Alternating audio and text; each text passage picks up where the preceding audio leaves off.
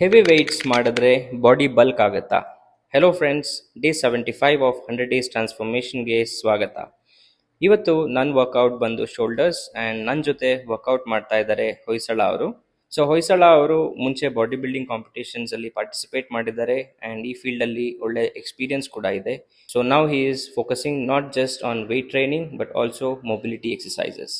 ನಿಮ್ಮ body bulking ಅಥವಾ cutting ಆಗೋದು ಹೆವಿ ವೆಯ್ಟ್ಸ್ ಲಿಫ್ಟಿಂಗಿಂದ ಅಲ್ಲ, ಬಟ್ ನಿಮ್ಮ percentage of carbs, fats and protein intake ಮೇಲೆ ಡಿಪೆಂಡ್ ಆಗುತ್ತೆ.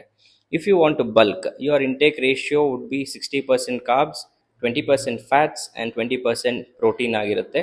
ಅದೇ ಕಟಿಂಗ್ ಆದರೆ ಕಾರ್ಬ್ಸ್ ಒಂದು 15-20%, fats 10-15% and maximum protein intake ಇರುತ್ತೆ. ಹೆವಿ ವೆಯ್ಟ್ಸ್ ಮಾಡೋದ್ರಿಂದ ಮಸಲ್ ಗ್ರೋತ್ ಅಷ್ಟೇ ಅಲ್ಲ, ಬಟ್ ಫ್ಯಾಟ್ ಲಾಸ್ ಕೂಡ ನಿಮ್ಮ ಕಾರ್ಡಿಯೋ ವರ್ಕೌಟ್ಗಿಂತ ಜಾಸ್ತಿ ಬರ್ನ್ ಆಗುತ್ತೆ. ಬಟ್ ಹೆವಿ ವೆಯ್ಟ್ಸ್ ಮಾಡಬೇಕಾದ್ರೆ one important thing is your form. So focus on that. ಇಲ್ಲ ಅಂದರೆ ಇಂಜುರಿ ಆಗೋ ಚಾನ್ಸಸ್ ಜಾಸ್ತಿ. ಶೋಲ್ಡರ್ಸ್ಗೆ ಮಾಡ್ತಿರೋ ಕಾಂಪೌಂಡ್ ಮೂಮೆಂಟ್ಸ್ ಬಂದು behind the head barbell press 3 sets, Arnold press 3 sets and isolation ಮೂಮೆಂಟ್ಸ್ಗೆ lateral raise 3 set, face pulls 3 set and ಸ್ಟ್ರಗ್ಸ್ನ 3 sets ಮಾಡಿ ಇವತ್ತಿನ ವರ್ಕೌಟ್ ಸೆಷನ್ನ ಎಂಡ್ ಮಾಡ್ತಿದ್ದೀವಿ. ಇದೇ ಥರ ಇನ್ಫಾರ್ಮೇಟಿವ್ ಕಂಟೆಂಟ್ಗೆ ಫಾಲೋ ಮಾಡಿ and see you soon on my next video.